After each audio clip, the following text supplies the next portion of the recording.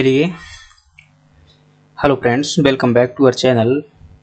आज की जो ज्योग्राफी की कक्षा में ये हमारी भूगोल की दूसरी क्लास है। इसके पहले हमने पहली क्लास देखी थी और उसके अंदर हमने भारत के नामकरण से संबंधित चर्चा की हुई थी। यदि आपने पहली क्लास नहीं देखी हुई है तो पहली क्लास जरूर देखिएगा। हम ज्योग्राफी की शून्य से जो है श्रृंखला शुरुआत कर रहे हैं। आप भारत की किसी भी परीक्षा की तैयारी कर रहे हों, वह सभी एग्जामों के लिए पर्याप्त होगी, क्योंकि मैं जो है इस प्रकार से पढ़ाऊंगा फ्रेंड्स की प्रश्न कोई भी आए आपसे बनना चाहिए। चलिए क्लास की शुरुआत करते हैं। मैपिंग का भी मैं दोस्तों डिजिटल मैप का प्रयोग तो नहीं करूंगा, हालांकि मैं हाथ से बनाऊंगा, क्योंकि डिजिटल मैप का प्रयोग करने से देखने में तो अच्छा लगता है, यद्यपि उसकी वास्तविकता नहीं होती, वैसा फिर बाद में बनता नहीं है। तो जैसा भी बनेगा, हालांकि उतना अच्छा नहीं बनेगा, लेकिन बनाने का प्रयास करेंगे। चलिए शुरुआत करते हैं फ्रेंड्स। यदि अभी तक आपने हमारे चैनल को सब्सक्राइब नहीं किया हुआ है, सब्सक्राइब कीजिए। बहुत कम लोगों तक क्लास पहुंच पा रही है, जिससे क्या होता है, कहीं ना कहीं डिमोटिवेशन भी होता है। कितनी भी मेहनत करो, अगर क्लास नहीं पहुंचेगी भाई तो क्या मतलब होता है। यहाँ गुणवत्ता दे देंगे तो पहुंचना चाहिए अधिकांश लोगों तक। तो सब्सक्राइब कीजिएगा, लाइक कीजिएगा, कमेंट कीजिएगा, शेयर कीजिएगा। कोई भी प्रश्न हो कमेंट बॉक्स में डाल दीजिएगा, जवाब मिल जाएगा। जब दोस्तों हम भारत की स्थिति और विस्तार की बात करते हैं तो सबसे पहले हमें पता होना चाहिए कि भारत की स्थिति पृथ्वी पर कहाँ है। फ्रेंड्स, काफी कॉन्सेप्ट है यहाँ पर, बड़े ध्यान पूर्वक समझिएगा। अगर आपके सामने ये पृथ्वी है, आपके सामने माना कि मैंने एक क्या बनाई हुई है, पृथ्वी इस प्रकार से बनाई हुई है। भाई रुक जाओ, थोड़ा सा टेक्नोलॉजी का प्रयोग करते हैं ना। एक शेप लेते हैं, कोई गोलाकार मिल जाएगा जो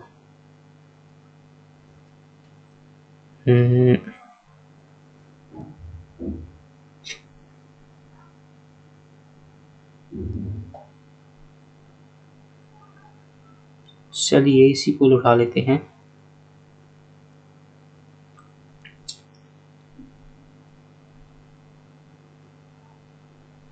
ये मान लीजिए क्या है, हमारी पृथ्वी है, ऐसा मान लीजिएगा।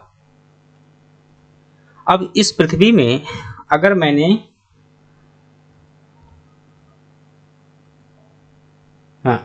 इस प्रकार से अगर मैंने एक लाइन खींच दी, इस प्रकार से, क्या आप देख पा रहे हैं क्लियर? अगर इस प्रकार से लाइन खींच दी तो ये कौन सा हो जाएगा? ये जो है दोस्तों उत्तरी हिस्सा होता है, ये होता है दक्षिणी भाग होता है, ये आपका जो है पूर्वी भाग होता है, और ये आपका क्या होता है? पश्चिमी भाग होता है। पृथ्वी पर जो ऊर्ध्वाधर लाइन पाई जाती हैं उन्हें क्या कहते हैं फ्रेंड्स? देशांतर रेखाएं कहा जाता है।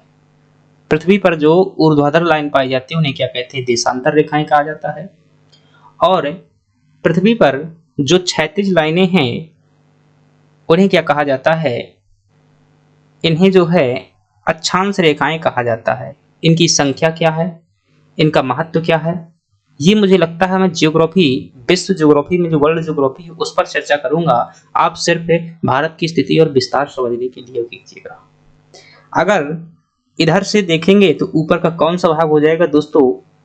पृथ्वी के जो ये पूरा का पूरा है, इसे क्या कहते हैं? गोलार्ध कह देते हैं। चूंकि गोलाकार संरचना है, इसे क्या कह देते हैं? गोलार्ध कह देते हैं।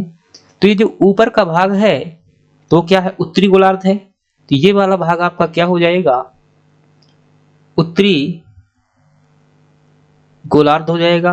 याद रखिएगा, मैं बिल्कुल शून्य से कॉन्सेप्ट की शुरुआत कर रहा हूं। ये क्या हो जाएगा? पृथ्वी का जो ऊपर वाला भाग है उत्तरी गोलार्ध, और जो ये वाला गोलार्ध है दक्षिण दिशा में है, चूंकि इसलिए कौन सा गोलार्ध हो जाएगा? ये हो जाएगा आपका दक्षिणी गोलार्ध हो जाएगा। तो आपको दो बातें तो पता चल गई कि उत्तरी गोलार्ध है और दक्षिणी गोलार्ध है। अगर देशांतर के हिसाब से देखा जाए तो ये दोस्तों क्या होगा? पूर्वी गोलार्ध होगा। ये क्या होगा? पूर्वी होगा। और ये कौन सा होगा? पश्चिमी होगा। यहां से लगा करके यहां तक का क्या होगा? यहां से लगा करके ऊपर से लगा करके नीचे तक का क्या होगा दोस्तों? ये पश्चिमी गोलार्ध होगा। यहां से लगा करके यहां तक क्या होगा? पश्चिमी गोलार्ध होगा। और यहां से लगा करके यहां तक का ऊपर क्या होगा? उत्तरी गोलार्ध होगा, नीचे दक्षिणी गोलार्ध होगा, इधर पश्चिमी होगा, इधर पूर्वी होगा। तो ये क्या हो जाएगा आपका? पश्चिमी गोलार्ध हो जाएगा। और भारत दोस्तों हमारा कहाँ पर स्थित है? भारत हमारा कुछ इस प्रकार से जो है छोटा सा मैप है, बन नहीं रहा, यहाँ पर स्थित है इस प्रकार से भारत। तो कोई पूछे भारत कहाँ स्थित है तो आप क्या बताएंगे कि अगर गोलार्ध के हिसाब से, अक्षांश के हिसाब से देखेंगे तो उत्तरी गोलार्ध पर है, और अगर देशांतर के हिसाब से देखेंगे तो पूर्वी गोलार्ध पर है। तो उत्तरी गोलार्ध है, उत्तर पूर्वी गोलार्ध में स्थित है भारत। तो मैं एक बात कह दूं क्या, यहाँ पर नोट लगा करके ऐसा कह सकते हैं क्या कि भारत जो हमारा कहाँ स्थित है, इस हिसाब से देखेंगे अक्षांशों के हिसाब से तो उत्तरी गोलार्ध पर, और देशांतर के हिसाब से देखेंगे तो कहाँ पर स्थित है, पूर्वी गोलार्ध पर स्थित है। तो यही दोस्तों मैं कॉन्सेप्ट बताना चाहता था। अब ये जो रेखाएं हैं ये क्या है, 0 डिग्री है, ये भी दोस्तों क्या है, 0 डिग्री है। इसके ऊपर जाएंगे तो 1 आएगी, फिर 2 आएगी, 3 आएगी, 4 आएगी, 5 आएगी, 6 आएगी, इस प्रकार से 90 डिग्री तक इधर हैं। और इसी प्रकार से दोस्तों ये वाली भी जो 90 डिग्री तक हो जाएंगे। टोटल देशांतर 360 हो जाते हैं। यहाँ 90 होंगे, यहाँ 90 होंगे, यहाँ होंगे। खैर एक कॉन्सेप्ट है, बड़ा है, उसे रहने दीजिएगा। आपको इतना समझ में आ गया कि कहाँ पर भारत स्थित है, इतना ही काफी है। चलिए बात करते हैं भारत की स्थिति और विस्तार में। भारत की अगर स्थिति की बात की जाए तो सबसे पहले आपको ध्यान रखना है कि भारत कहाँ स्थित है। भारत जो है, भारत नोट्स बना सकते हैं फ्रेंड्स, मैं नोट्स के हिसाब से ही लिख रहा हूँ, वरना मुझे लिखने का जो है शौक नहीं, मैं मैप के माध्यम से भी समझा सकता हूँ। तो आप नोट्स बनाइए, मैं सीडी लिख रहा हूँ। तो भारत जो है पृथ्वी के उत्तर पूर्वी गोलार्ध में स्थित है, उत्तर पूर्वी गोलार्ध में स्थित है। ये दोस्तों गोलार्ध में, पूरा लिख देता हूं, गोलार्ध में स्थित है। तो ये प्रश्न कई बार आ जाता है कि पृथ्वी भारत जो है किस गोलार्ध में स्थित है। तो पहली बात आपकी ये हो गई। दूसरी बात आपको ध्यान रखना है कि जो भारत है इसकी अक्षांशीय स्थिति क्या है। अक्षांशीय स्थिति यानी कि किन अक्षांशों के मध्य में भारत स्थित है। तो भारत उत्तरी अक्षांश में स्थित है फ्रेंड्स है, और किन अक्षांशों के मध्य में स्थित है तो ध्यान रखिएगा 6 डिग्री 4 मिनट से 37 डिग्री 6 मिनट तक जो है भारत स्थित है। 6 डिग्री 4 मिनट से 7 डिग्री 6 मिनट उत्तरी अक्षांश के मध्य में स्थित है। और दूसरी बात करें देशांतरीय स्थिति क्या है इसकी, देशांतर के हिसाब से देशांतरीय स्थिति देखेंगे तो किन देशांतरों के मध्य में स्थित है ये भी आपको पता होना चाहिए। तो दोस्तों 68 डिग्री 7 से लगाकर के 97 डिग्री 25 से 68 डिग्री 7 से 97 डिग्री 25 पूर्वी देशांतर के मध्य स्थित है, पूर्वी देशांतर के मध्य स्थित है। चलिए आपको थोड़ा सा मैप के माध्यम से बता देते हैं। मैं यहां पर एक छोटा सा मैप बनाता हूं।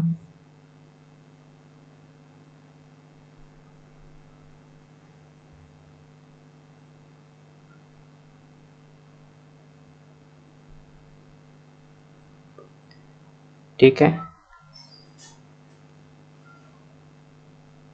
मान लीजिए भाई मैप है। तो ये जो है देशांतर की अक्षांश की दृष्टि से देखा था तो यहां पर दोस्तों कितना आता है, यहां पर आता है 37 डिग्री 6 आता है। और जो यहाँ पर जो तमिलनाडु वाला क्षेत्र है, इस प्रकार से ये जो अंडमान निकोबार वाला क्षेत्र है, तो भारत का जो अंतिम बिंदु आता है यहाँ पर आता है 6 डिग्री 4 मिनट पर आता है। तो भारत का विस्तार जो दोस्तों कितना है दोस्तों, अक्षांश की दृष्टि से 6 डिग्री 4 से लेकर कितना है 37 डिग्री 6 तक है।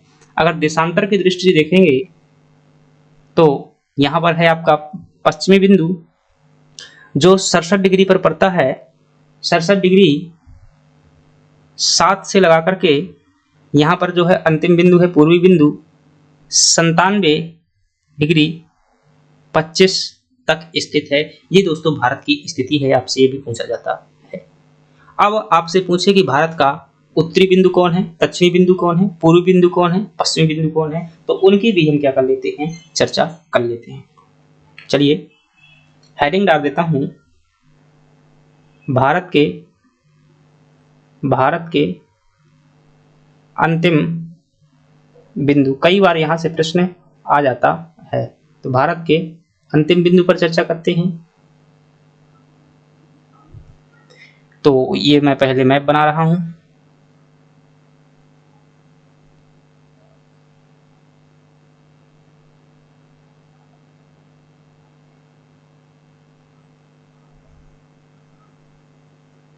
ठीक है, तो इसी प्रकार से आप भी मैप बनाना सीखिएगा। 100% मैप दोस्तों शुद्ध कहीं नहीं लगता है, आपको बस क्या है कि सिंपल से जो है उसका आरेख बनाना आना चाहिए, और ये क्या हो जाएंगे आपके अंडमान निकोबार द्वीप समूह के भाग हो जाएंगे। तो भारत का फ्रेंड से जो उत्तरी बिंदु है ये हो जाएगा भारत का उत्तरी बिंदु, ये हो जाएगा दोस्तों भारत का पश्चिमी बिंदु, ये हो जाएगा भारत की मुख्य भूमि का दक्षिणी बिंदु, और ये हो जाएगा भारत का दक्षिणतम बिंदु, और ये हो जाएगा भारत का पूर्वी बिंदु। आपसे पूछे कि भारत का उत्तरतम बिंदु क्या है, तो आप क्या बताएंगे दोस्तों? इंदिरा कौल जो है, इंदिरा कौल भारत का क्या है? उत्तरतम बिंदु है। भारत का सबसे दक्षिणतम बिंदु कौन सा है, तो आप क्या बताएंगे? इंदिरा पॉइंट। इंदिरा पॉइंट जो है भारत का सबसे दक्षिणतम बिंदु है। इसी को जो है पिगमेलियन पॉइंट भी कहा जाता है। क्या कहा जाता है?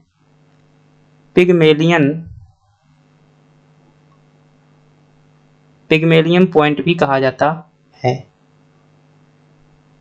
ठीक है, ये आपका जो है पूर्वी बिंदु है। ये कहां पर है? जो ये है आपका कीवथु जो है आपका पूर्वी बिंदु है, कीवथु। और जो पश्चिमी बिंदु है फ्रेंड्स वो है आपका गौर माता। गौर माता या गौहर माता ऐसा शब्द मिलता है, गौर माता कह दीजिए, गौहर माता कह दीजिएगा। तो ये भारत का क्या है दोस्तों? पश्चिमी बिंदु है। ये आपका क्या है? पूर्वी बिंदु है, उत्तरतम बिंदु है, दक्षिणतम बिंदु है। मुख्य भूमि का अगर पूछा जाए दक्षिणतम बिंदु कौन सा है दोस्तों, तो कन्याकुमारी जो है, कन्याकुमारी मुख्य भूमि का, भारत की मुख्य भूमि का दक्षिणतम बिंदु कौन सा है? कन्याकुमारी है। अगर आपसे पूछा जाए कि ये कहाँ पर स्थित है, तो आप इसे बताएंगे जम्मू एंड कश्मीर में स्थित है। ये कहाँ पर स्थित है दोस्तों? ये आपका अरुणाचल प्रदेश में स्थित है। अरुणाचल प्रदेश में। ये आपका कहाँ स्थित है? पिगमेलियन पॉइंट या पार्शियन पॉइंट ये कहाँ पर स्थित है? इंदिरा पॉइंट ये अंडमान निकोबार में स्थित है। अंडमान निकोबार में स्थित है। ये आपका दोस्तों तमिलनाडु में स्थित है, और ये आपका जो है गुजरात में स्थित है। इस प्रकार से फ्रेंड्स हमने क्या देखे? भारत के उत्तरतम तथा दक्षिणतम बिंदु के रूप में जो सबसे भारत के अंतिम बिंदु है उनको देखें। आपसे अगर पूछ ले कि जो भारत का उत्तर से लेकर के दक्षिण के मध्य में विस्तार कितना है, उत्तर से दक्षिण तक जो है फ्रेंड्स है विस्तार कितना है, भारत की लंबाई चौड़ाई जो ये है, तो आपको ध्यान रखना है ये 3214 किलोमीटर जो क्या है, 3214 किलोमीटर जो है भारत का उत्तर दक्षिण में दोस्तों क्या है? लंबाई है। आपसे पूछे कि पूरब पश्चिम में कितनी है, दूसरा पेन लेता हूं मैं। आपसे पूछे कि भारत की जो है पूरब पश्चिम में इस प्रकार से दूरी कितनी है, तो आप बताइएगा 2900 किलोमीटर जो है भारत की पूरब और पश्चिम में जो है इसकी चौड़ाई है। लंबाई कितनी है? 3214 किलोमीटर है। इस प्रकार से फ्रेंड्स हमने क्या देखा? भारत की स्थिति देखी, उसके विस्तार के बारे में चर्चा किया, और भी अभी बहुत सारी बातें हैं, चलिए उनको आगे देखते हैं। अब हम भारत के जो है क्षेत्रफल के बारे में चर्चा करते हैं। फ्रेंड्स आपसे पूछे भारत के क्षेत्रफल के बारे में, भारत के क्षेत्रफल के बारे में अगर आपसे प्रश्न पूछा जाता है तो भारत का क्षेत्रफल फ्रेंड्स कितना है? 32,87,263 वर्ग किलोमीटर है। कितना है? भारत का क्षेत्रफल जो है 32,87,263 वर्ग किलोमीटर जो है भारत का क्षेत्रफल है। और ये जो है दोस्तों विश्व के कुल क्षेत्रफल कितना है? जो विश्व का कितना परसेंट है दोस्तों? विश्व का 2.42% है, यानी कि 2.42% क्षेत्रफल क्या है? जितनी भी जमीन विश्व में है भारत में कितनी है उस विश्व का 2.42% है। यदि इसे वर्ग किलोमीटर में नापा जाए तो 32,87,263 वर्ग किलोमीटर के रूप में दिखाई देती है। और क्षेत्रफल के मामले में क्षेत्र में भारत का कौन सा स्थान है दोस्तों? विश्व में भारत का दूसरा स्थान है। कौन सा स्थान है? दूसरा। जनसंख्या में है भाई, क्या बोल रहा हूं। कौन सा स्थान है फ्रेंड्स? क्षेत्रफल के मामले में जो भारत का है वो आपका सातवां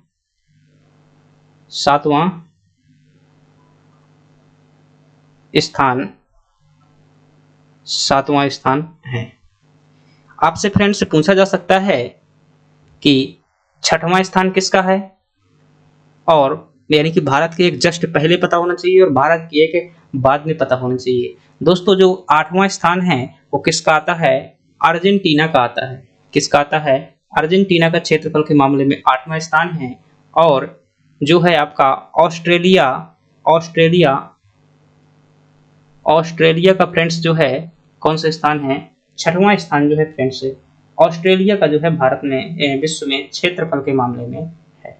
तो क्या ये बात समझ में आई? दूसरी बात अगर करें दोस्तों, क्षेत्रफल के मामले में सबसे बड़े राज्य कौन से हैं?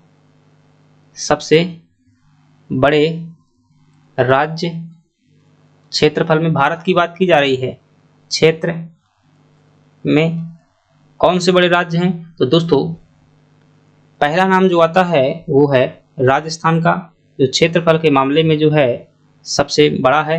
दूसरे नंबर पर आता है मध्य प्रदेश, और तीसरे नंबर पर आता है दोस्तों महाराष्ट्र, जो है तीसरे नंबर पर आता है क्षेत्रफल के मामले में। इस प्रकार से फ्रेंड्स हमने क्या देखा?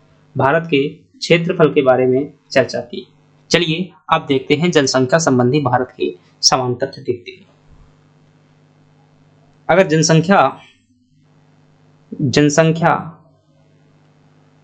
जनसंख्या में भारत की स्थिति देखते हैं कि जनसंख्या के मामले में जो है भारत की क्या स्थिति है। अगर जनसंख्या के मामले में देखेंगे तो फ्रेंड्स भारत की कुल जनसंख्या कितनी है दोस्तों? 121 करोड़ है। फ्रेंड्स परीक्षा में आपसे यही पूछी जाएगी, क्योंकि यह जो है 2011 की जनगणना के अनुसार है। आपसे जो है प्रमाणित डाटा पूछा जाता है, 2011 की जनगणना के अनुसार है। और दोस्तों विश्व की ये जो 121 करोड़ जनसंख्या है, भारत में ये कितनी परसेंट रहती है? ये जो है कुल जनसंख्या का, विश्व की कुल जनसंख्या का 17% है। 17.5% जो जनसंख्या है, 17.5% है पूरे विश्व की जनसंख्या का। 17.5% है यह विश्व की जनसंख्या का। विश्व जनसंख्या का भारत में कितने परसेंट रहता है? तो कोई पूछे बता देना। 17.5% रहता है, जो कि कुल कितनी 121 करोड़ है। आपसे पूछे दोस्तों जनसंख्या के मामले में भारत का कौन सा स्थान आता है दोस्तों? तो जनसंख्या के मामले में स्थान कौन सा है? दूसरा स्थान है भारत का। पहला स्थान किसका है? चाइना का है, अकॉर्डिंग टू सेंसस ऑफ 2011 की जनगणना के अनुसार। अगली बात करें दोस्तों कि भारत में राज्य देख लेते हैं, कौन से बड़े राज्य हैं जनसंख्या के मामले में। राज्यों की अगर स्थिति में देखेंगे तो फ्रेंड्स पहला नंबर आता है उत्तर प्रदेश का, जिसकी जनसंख्या इतनी है कि कई देशों के बराबर है।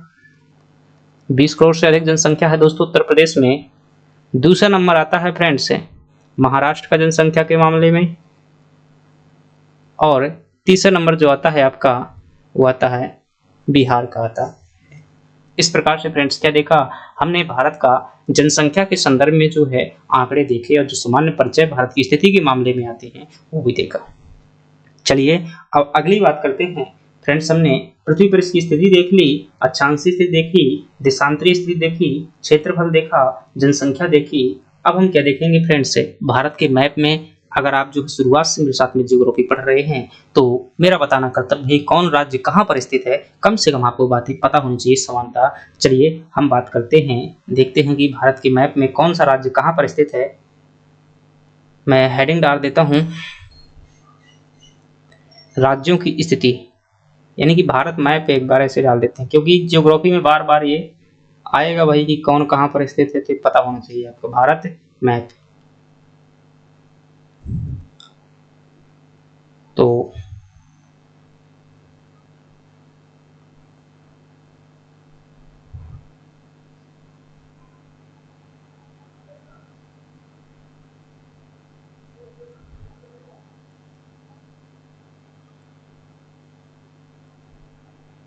थोड़ा सा यहाँ मिटाना पड़ेगा अभी।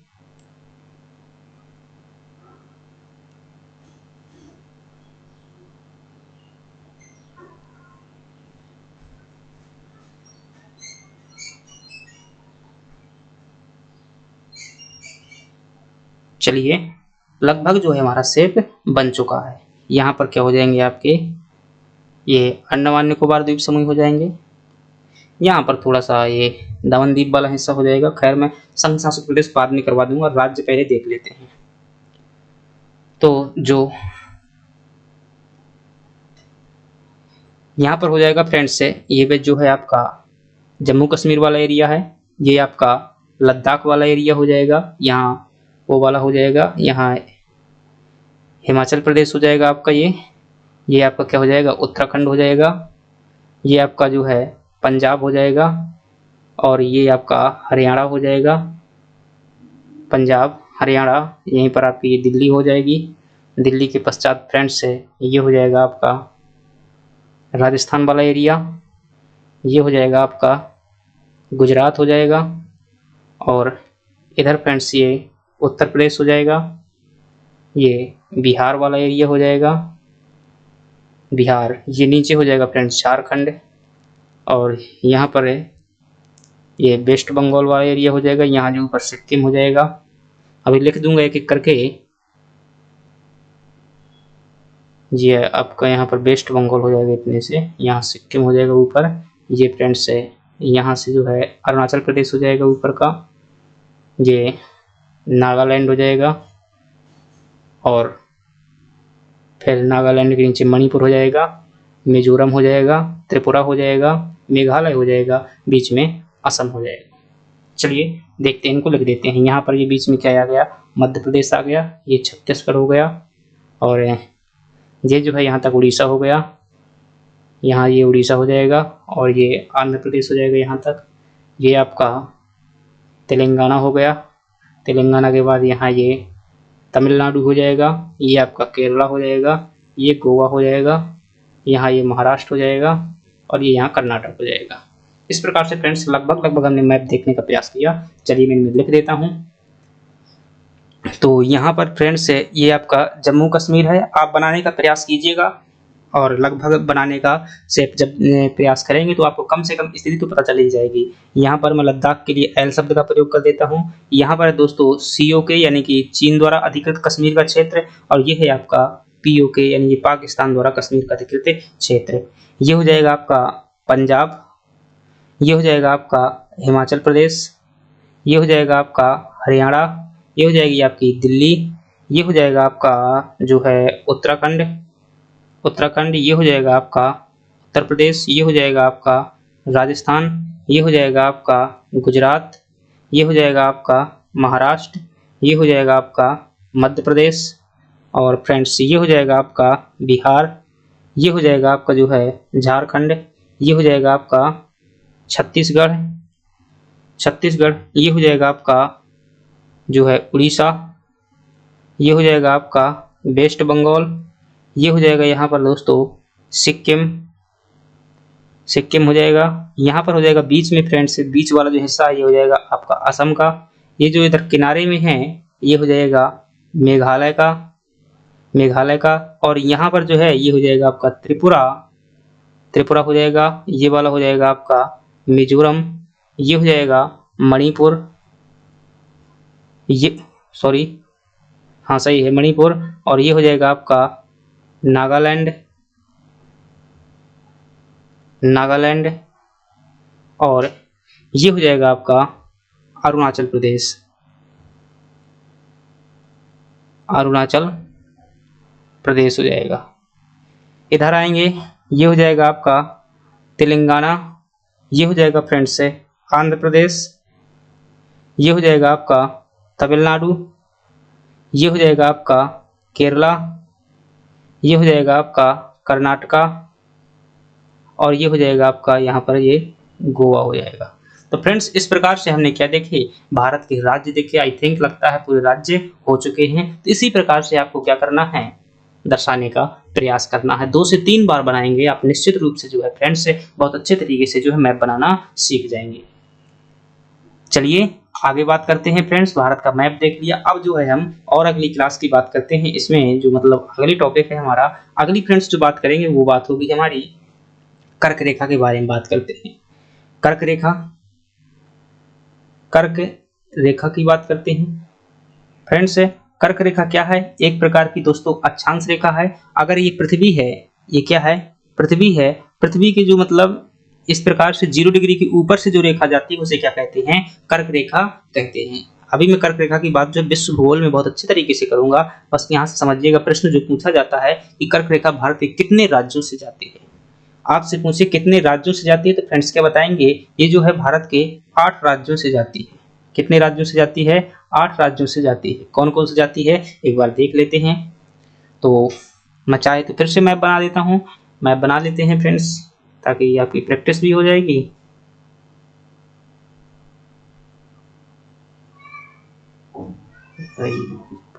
पूरा चला गया।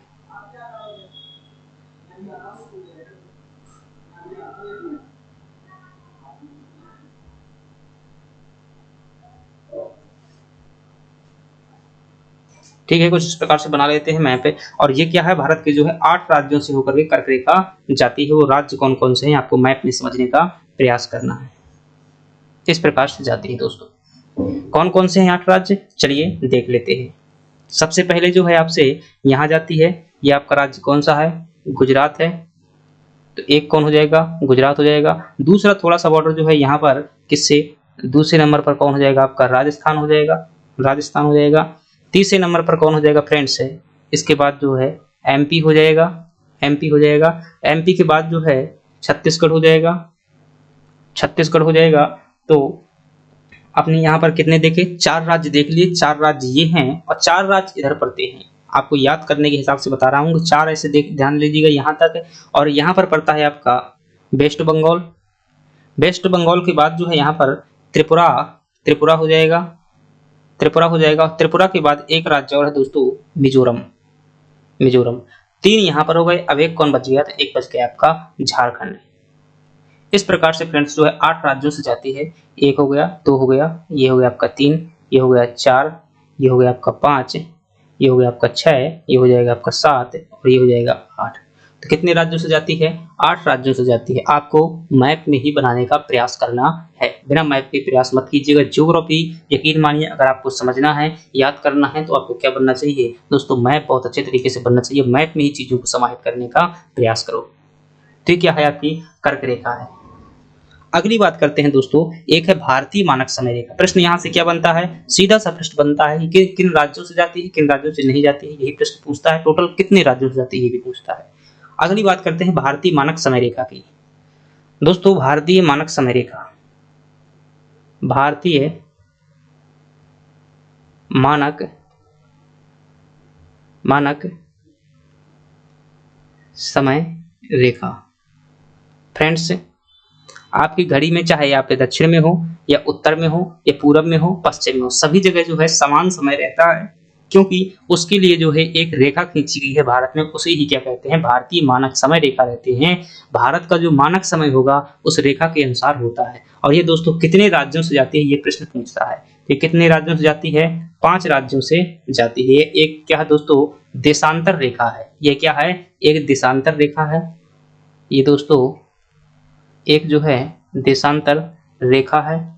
और कौन से नंबर की देशांतर रेखा है, तो ध्यान रखिएगा, जो 82 डिग्री 30 है, 82 डिग्री 30 जो है दोस्तों वो क्या है, 82 डिग्री 30 है, पूर्वी देशांतर भारतीय मानक समय रेखा है। आपसे ये प्रश्न पूछा जाता है कि भारत का मानक समय किस देशांतर रेखा के अनुसार पर है, तो आप क्या बताएंगे? 82 डिग्री 30 है, पूर्वी देशांतर रेखा के अनुसार है। कितने राज्यों से जाती है दोस्तों? 5 राज्यों से जाती है। मैं अगर फिर से मैप की बात करूं तो फ्रेंड्स स्पेस फिर से कम है, लेकिन हम जो है समझने का प्रयास करते हैं वैसा।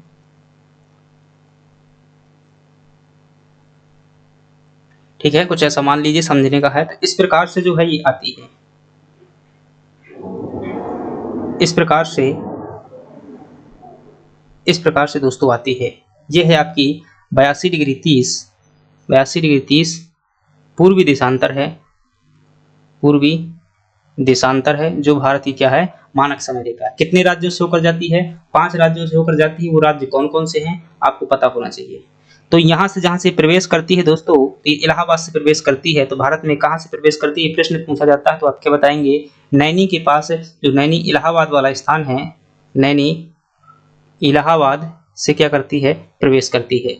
तो पहला राज्य हो जाएगा यहाँ पर यूपी के बाद हो जाएगा एमपी के बाद हो जाएगा दोस्तों छत्तीसगढ़ के बाद में क्या हो जाएगा? उड़ीसा, और उड़ीसा के बाद में क्या हो जाएगा दोस्तों? आंध्र प्रदेश। ये क्या है? 5 राज्य है जहां से क्या करती है? ये प्रवेश करती है। तो पहला उत्तर प्रदेश, दूसरा मध्य प्रदेश, तीसरा छत्तीसगढ़, चौथा उड़ीसा और 5वां आंध्र प्रदेश। आप इन्हें क्या है ऐसे ही मैप में दोस्तों बनाने का प्रयास कीजिएगा। हो सके तो एक ही मैप में बड़ी आराम से पहले रफ में लिख लीजिएगा, फिर जो है बाद में एक ही मैप में सभी कुछ चीज़ों को समाहित करिएगा। फिर आप देखेंगे कि कहीं पर भी जो मैप देख पाएंगे उसी से क्या कर लेंगे? अधिकांश चीज़ों का रिवीजन कर लेंगे। तो फ्रेंड्स हमने क्या देखा? भारतीय मानक समय रेखा भी देख ली, और क्या देखा? कर्क रेखा देख लिया, अंतिम बिंदु देख लिया, राज्यों की स्थिति देख ली, जनसंख्या के मामले में स्थिति देखी, क्षेत्रफल के मामले में लगभग दोस्तों भारत की स्थिति और विस्तार जो है इतना ही है। अगला हमारा टॉपिक फ्रेंड्स कल कौन सा होगा ध्यान रखिएगा। कल अगर आप पढ़ना चाहते हैं तो कल जो हमारा टॉपिक होगा भारत की सीमा देखेंगे हम। क्या देखेंगे दोस्तों? भारत की सीमा, कि भारत किन किन क्षेत्रों से सीमा स्पर्श करता है। इसमें देखेंगे जलीय सीमा भी देखेंगे और स्थलीय सीमा भी देखेंगे। दोस्तों मैप के माध्यम से हर चीज को समझाने का प्रयास किया जाएगा। बड़ी लंबी पूरी सीमा जो है लगभग 15,000 किलोमीटर, जो 24,000 किलोमीटर की पूरी सीमा है भारत को, उसमें देखेंगे और हर राज्यों के साथ में क्या विवाद हैं उन्हें भी देखने का प्रयास करेंगे। चलिए दोस्तों धन्यवाद। अगर जो मेरे फ्रेंड्स क्लास पसंद आई हुई है थोड़ा सा क्या कीजिए, हमें सपोर्ट कीजिएगा, लाइक सब्सक्राइब जरूर कर दीजिएगा यदि जो आपको अच्छा लगा है। चलिए धन्यवाद।